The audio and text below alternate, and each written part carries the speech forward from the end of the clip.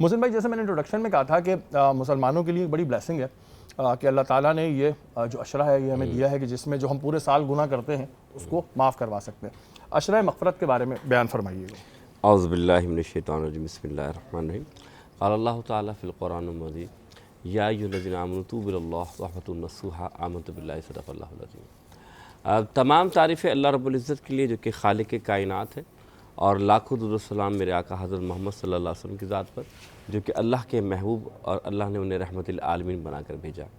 شہری بھائی، سب سے پہلی بات کہ جیسے کہ ہم پہلے بیان کر چکے ہیں کہ پہلا شاہ رحمت، دوسرا شاہ مغفرت اور تیسرا شاہ دوزخ سے نجات کا ہے. بالکل. ابھی الحمدللہ یہ مغفرت کا شرح ہے، یعنی یہ 10 دن جو اختتام کے قریب ہیں، تو اللہ تعالیٰ ہر رات کئی لاکھ کئی ہزاروں گناہ گاروں کو بخش رہا ہوتا ہے جو جہنم کے قریب آ چکے ہوتے ہیں.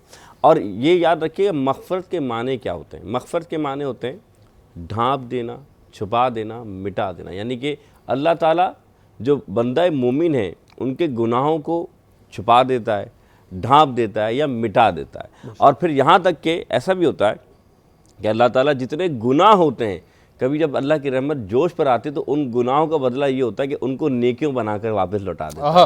اب ذرا غور کیجئے گا کہ اللہ تعالیٰ کتنا کریم ہے، میرا رب کتنا رحیم ہے کہ اس مغفرت کے عشرے میں اللہ خاص کرم فرماتا ہے ان گناہ گاروں پر جو جہنم کے قریب ہوتے ہیں. دیکھیں نا، مثال کے طور پہ ایک تو وہ ہیں جو نیکیاں کر ہی رہے ہیں، نمازی پڑھ رہے ہیں، روزے بھی رکھ رہے ہیں، لیکن اس مہینے میں جو لوگ نماز نہیں پڑھتے تھے، جو دین پر عمل نہیں کرتے تھے، جب وہ عمل کرنا شروع کرتے ہیں تو اللہ کو اتنے پیارے ہو جاتے ہیں، اتنے پیارے ہو جاتے ہیں کہ جب وہ ایک آنسو بہاتے ہیں اور ان کا اس آنسو کی مقدار اتنی ہو جتنا مکھی کا سر ہوتا ہے، اللہ ان کے پچھلے گناہوں کو معاف فرما دیتا ہے. پھر اصل بات جو میں آپ کی طرف آنا چاہتا ہوں، حضور فرماتے ہیں التائب من الذنب کمن لا ذنب لہ، کہ جب ایک بندہ اللہ سے مغفرت طلب کرتا ہے، توبہ کرتا ہے، تو ایسے گناہوں سے پاک ہو جاتا ہے جیسے اس نے کبھی کوئی گناہ کیا ہی نہ ہو.